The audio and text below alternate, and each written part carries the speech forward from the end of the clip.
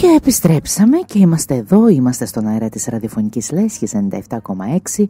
Μαρίνα Παλτά στο μικρόφωνο και στις μουσικές επιλογές. Και φυσικά είναι Δευτέρα και φυσικά είναι λίγο μετά τις 2.30. Και φυσικά στην τηλεφωνική μας γραμμή είναι ο Αριστίδης Ανδρέου, ο γνωστός μας Κέσσαρας, που θα μας δώσει και σήμερα τις προβλέψεις του για τα ζώδια της εβδομάδας. Αριστίδη μου, καλησπέρα. Καλησπέρα Μαρίνα μου, καλησπέρα σε όλους. Σήμερα δεν έχουμε καλό ήχο, τι γίνεται, γιατί? Όχι, είμαστε καλά. Εγώ ακούω πάρα πολύ καλά. Εντάξει, και τώρα η φωνή μου είναι κάπως από κάποιο κρύωμα. Νομίζω πως επανήλθε ο ήχος μας, κάτι έκανε η ηχολήπτρια, εγώ. Πάμε λοιπόν να ακούσουμε τι έχεις να μας πεις και αυτή την εβδομάδα. Για να δούμε λοιπόν, αυτή την εβδομάδα τα πράγματα φαίνεται γενικά για το ζωδιακό ότι πηγαίνουν καλά. Ξεκινάμε λοιπόν πρώτα από το ζώδιο του Κρυού. Εδώ οφείλω να ομολογήσω ότι μετά από αρκετό καιρό στο ζώδιο του Κρυού παρουσιάζεται ένα είδος οικονομικής ασφάλειας και ταυτόχρονα και ένα είδος συναισθηματικής ευεξίας. Τα δύο αυτά στοιχεία υποδεικνύονται θετικά, περισσότερο θετικά από κάθε άλλη φορά. Αυτό φαίνεται ότι οι φίλοι μας οι Κρυοί το έχουν πετύχει καθαρά και μόνο με το δικό τους τρόπο, με τη δική τους στρατηγική, και ταυτόχρονα υπάρχουν μεγάλες πιθανότητες για όσους είχαν νομικά θέματα, περισσότερο θέματα κληρονομιάς ή οτιδήποτε, η υπόθεση να στραφεί υπέρ τους. Μάλιστα. Όσον αφορά τώρα για το ζώδιο των Ταύρων, εδώ παρουσιάζεται ότι αυτοί αρχίζουν τώρα και συσφίγγουν περισσότερο αυτή τη βδομάδα τη σχέση τους όσον αφορά με θέματα οικογενειακά.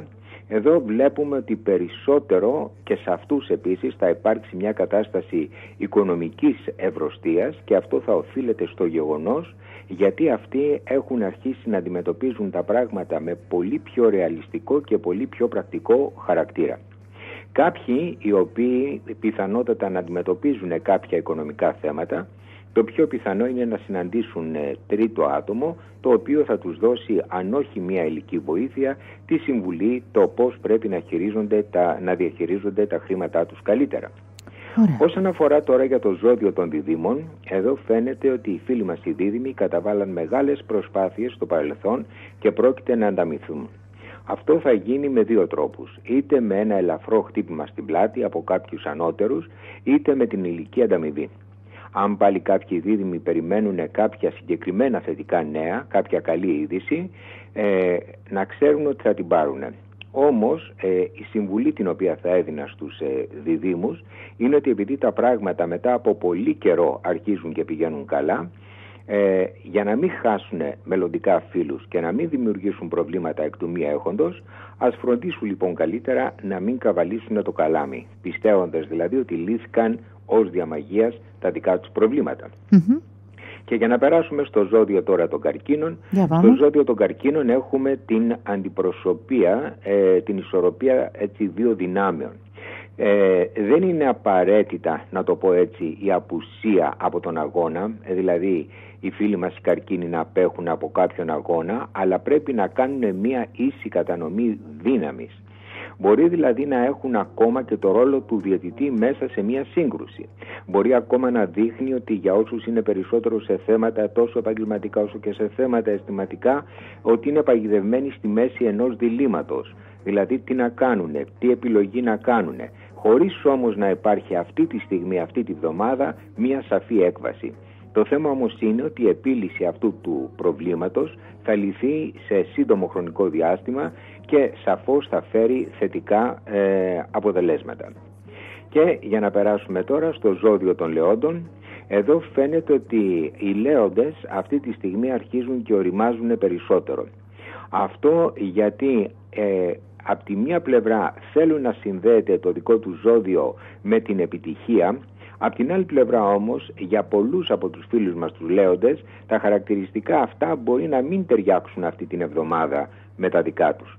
Παρ' όλα αυτά όμως να πω ότι υπάρχουν άτομα μέσα από το δικό τους περιβάλλον, μέσα από τη δική τους ζωή, τα οποία θα μπορέσουν να τους βοηθήσουν. Άρα λοιπόν μιλάμε ότι όσον αφορά για τους λέοντες θα υπάρξει ένα άτομο το οποίο είτε θα εκτιμήσει τη σύνεση της νοημοσύνης ή θα αντιπροσωπεύσει ένα οικονομικά απροσδόκητο γεγονός ή κάποια προαγωγή μέσα σε θέματα τα οποία να είναι τόσο οικονομικά όσο και επαγγελματικά. Για να περάσω τώρα στο ζώδιο των Παρθένων, εδώ οι Παρθένοι έχουν την καλύτερη πρόβλεψη αυτή της εβδομάδος, καθότι υποδηλώνει μεγάλες έννοιες οι οποίες αρχίζουν πλέον και υλοποιούνται στη δική του ζωή. Αυτό μπορεί να αφορά την εξουσία, την αυτοπιθαρχία, τη σταθερότητα μέσω της δύναμης δράσης. Αυτό ιδιαίτερα θα μπορούσα να ισχυριστώ ότι έχει μεγάλη σημασία για όσους ανήκουν στο ζώδιο του Παρθένου και θα αποφασίσουν να ασχοληθούν με τα δημόσια, με τον πολιτικό δηλαδή κλάδο της ζωής. Εδώ ταυτόχρονα σε θέματα τα οποία είναι αισθηματικά αλλά επίσης επαγγελματικά και πολιτικά θα πρέπει να ξέρουν οι φίλοι μας οι Παρθένοι ότι αυτοί ετοιμάζονται να αναλάβουν μεγαλύτερες ευθύνες. Αυτές οι ευθύνες θα προκαλέσουν μεγάλες αλλαγές. Αλλαγές οι οποίες μπορεί να σηματοδοτήσουν και απώλειες, αλλά αυτές οι απώλειες είναι αναγκαίες γιατί πρέπει να προχωρήσουν προς τα εμπρός. Για να προχωρήσουμε προς το ζώδιο των Ζυγών. Όσον αφορά λοιπόν προς το ζώδιο των Ζυγών, αυτό το οποίο μας βγάζει είναι ότι θα υπάρξουν και για τους Ζυγούς επιτέλους μια πολύ καλή εποχή όπου θα έχουμε μεγάλη παραγωγικότητα για θέματα καθαρά επαγγελματικά και γενικά θα υπάρξουν πολύ θετικοί ιονοί για επιτυχία.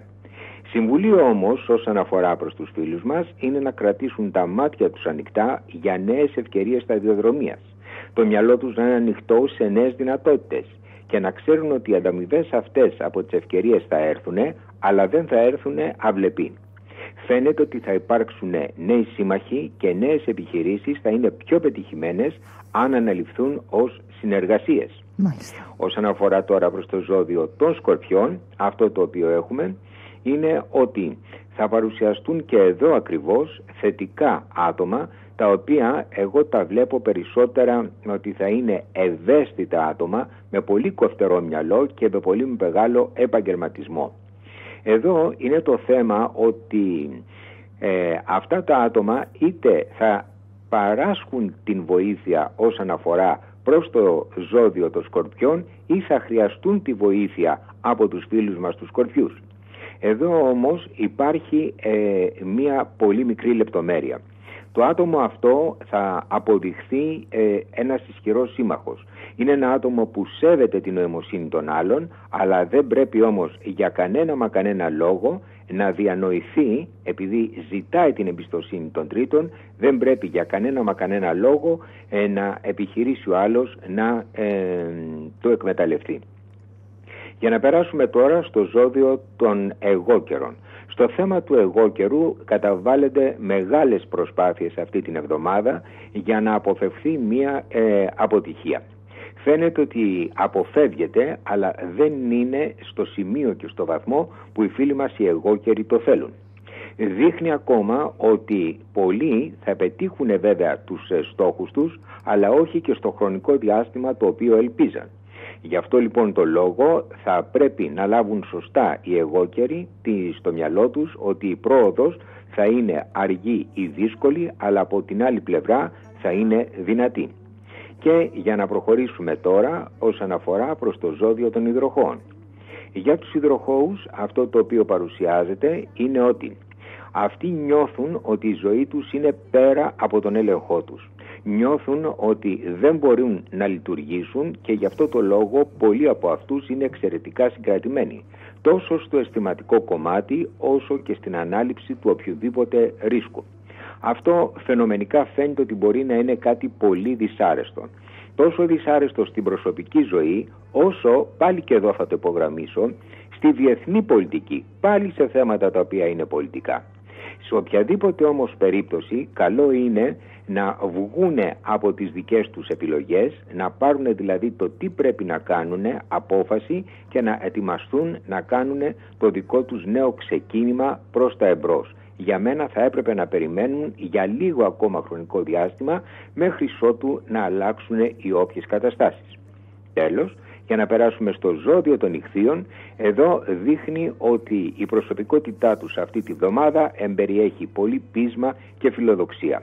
Δείχνει ακόμα ότι αυτοί θα βγάλουν πολλές αναλυτικές ικανότητες και πολύ ενεργητικό χαρακτήρα, κάτι στο οποίο δεν μας έχουν συνηθίσει το τελευταίο χρονικό διάστημα.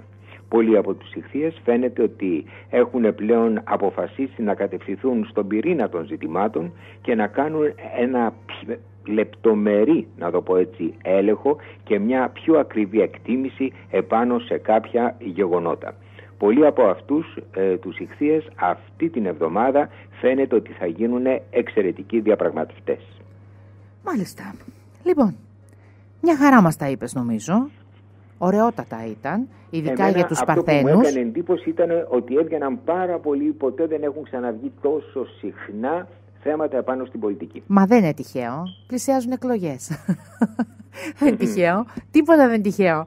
Λοιπόν, θέλω να σε ευχαριστήσω. Θέλω να ανανεώσουμε το ραντεβού μας για την άλλη Δευτέρα στις 2.30. Βεβαίως. Θέλω να είσαι προετοιμασμένος να μας δώσεις και τότε τις προβλέψεις σου. Φυσικά Βεβαίως. θα ενημερώσω ότι εννοείται ότι υπάρχει 20 λεπτή πρόβλεψη για σας που ακούτε την εκπομπή και θέλετε να συμμετάσχετε με το quiz που εμείς έχουμε εδώ. Παίζουμε με ντοπιολαλιές.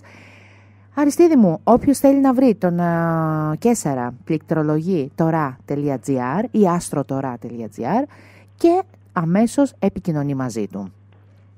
Καλό απόγευμα και... Καλό απόγευμα και σε σένα, Μαρίνα μου. Να περνάς όμορφα και να απολαμβάνεις την κάθε σου στιγμή και εσύ, όπως εύχομαι σε όλους. Να φροντίσετε τους εαυτούς σας. Να είστε καλά. Τα φιλιά μας.